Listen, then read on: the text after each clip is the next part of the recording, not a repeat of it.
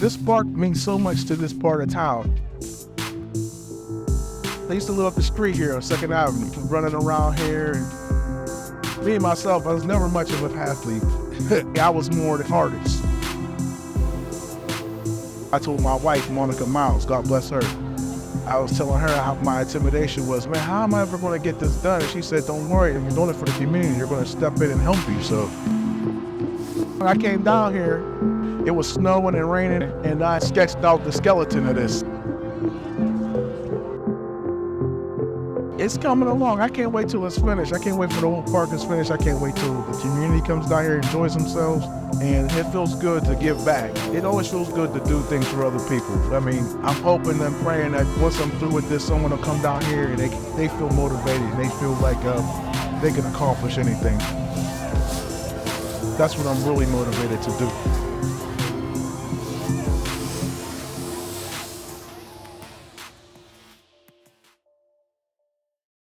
You want me to show you some artwork that's old? You have stuff from Here, yeah, come on. Come on, let's do this. Now this is what I'm talking about. This is a little, forgive this basement. Yeah. I just wanted to show you. Yeah, this stuff, you can see this stuff is all old, but hold on, let me, it's funny, I'll go through some of this stuff and it's like, oh, I remember working on this, and it's like, well, so much artwork, Chris, this is hilarious. I feel terrible because I'm almost like a pack rat, but I'm an artist and I try to hold on to my artwork. I wish I had a better studio to keep my artwork and preserve it, but yeah. I'm doing the best I can to try to keep my work together, you know. So how should we go? So we'll start with the earliest work. Well, I, as a young kid, my mom, she kept us in church, heavy. We were in church, I literally from sun up to sundown. And, you know, as a little kid, you know, you can't sit still. So she used to have envelopes, tons of envelopes in her purse. And those envelopes were to mail bills. So she would take some of those envelopes and tear them and rip them open. And she's like, here, you guys draw in the pews of the church. Just be quiet. This will keep y'all quiet, okay? And I would just go to town using pens or whatever, and it just sparked my interest. Even now, I see a blank piece of paper and I have to write on it. Like, I'm careful because my wife will say, hey, that's important. That's your son's birth certificate. I'm like, oh, I'm sorry. But yeah, this here, I wonder if I pulled this out. I wanted to show you this. This is old too. This is from high school.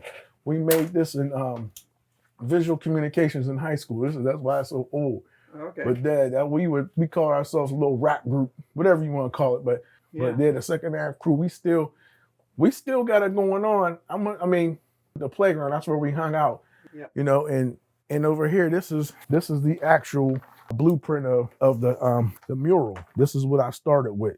You know, I just took regular paper, taped it together, and came up with the concept. And I showed the Beaver Falls Reunion Committee, and I drew it on the computer once it was done. And they approached you to do it? Yeah. What did you think when they did that? I was honored. Yeah. I think I'd been upset if they didn't ask me to do it, because I grew up down there. You see, I got 2nd Avenue, I got shirts. It's in my blood. Look, I got the tattoo 2nd Ave right there. Oh, let me see that. There, you see that? This was probably two and a half years old. Beaver Falls Tigers, you know. That's where I grew up. That's where I was raised. And I don't care what anybody say. You know, they might think it's like over the top or something, but it's love. You know, that's where I grew up. 2nd Ave, you know, that runs deep.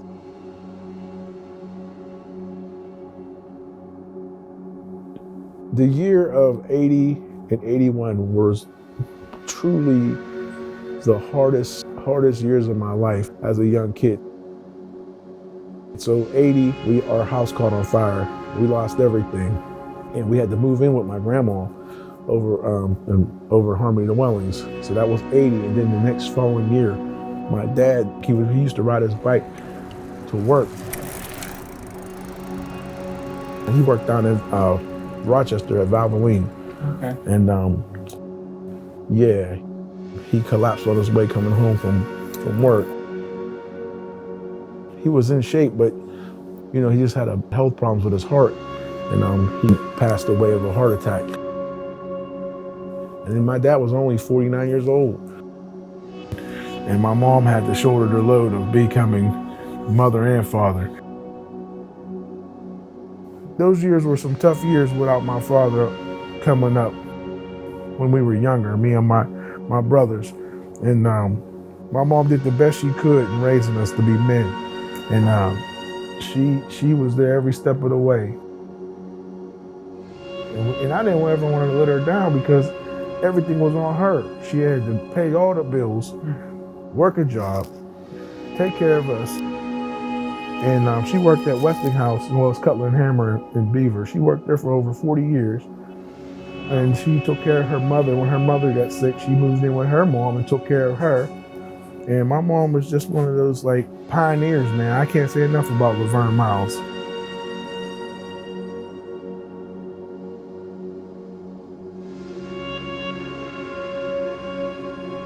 With art, when I started, there was nearly no roadmap for me. You know, especially being a young African American, all this was trial and error. You know, I didn't have anybody coming up that could point me in the avenue of, you should go here, or you should use this technique, or draw this. I just relied on my passion and God putting people in my life. All my friends always believed in me. You know, they knew I was always into art and comic books. They supported my work. Anytime I drew something, they were always there like, oh man, that's so sweet, man, keep going, keep going.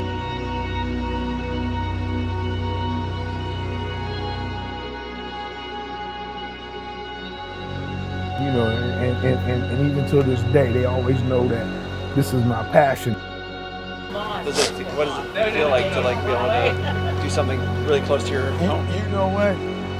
It feels, I tell you what, I know, I just love this area. I love Beaver Falls.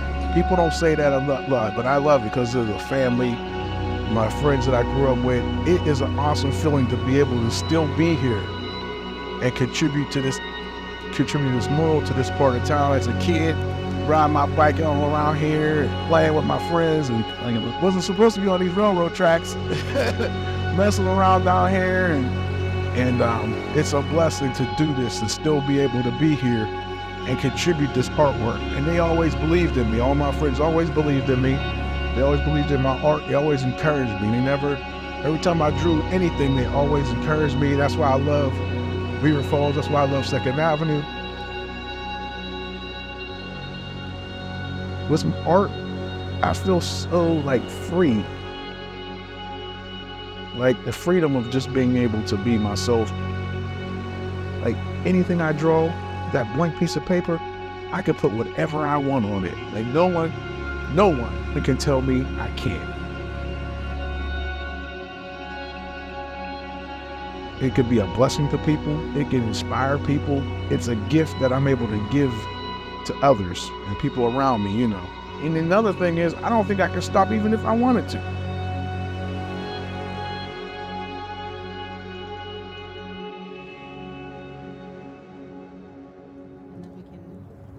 See where we're at. And then I was gonna add the pink over here and bring that. So see how I brought the blue, the ancillary colors that we were talking about, and it'll all just layer on top of each other. Yeah. And it'll get there. I'm anxious because it's like, man, is this gonna work out? And it is. So, Yeah. But you guys putting that color on there is really bringing my like, wow, this is really coming together.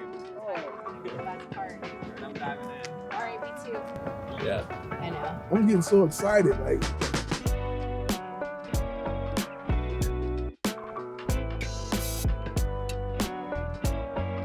Yes, it is Cousin Karen. He is in his zone.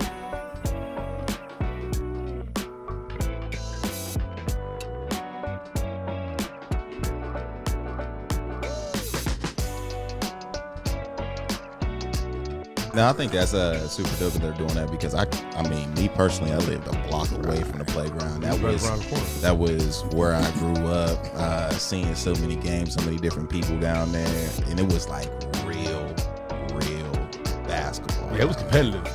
You had people coming from all over Pittsburgh area, everywhere to come to 2nd Avenue and play in the big tournament every single year. Man, it used to get a little hectic down there. Right, sure did. But it was super prideful, and everybody came to represent their cities. You know what I mean? It was huge. It was huge.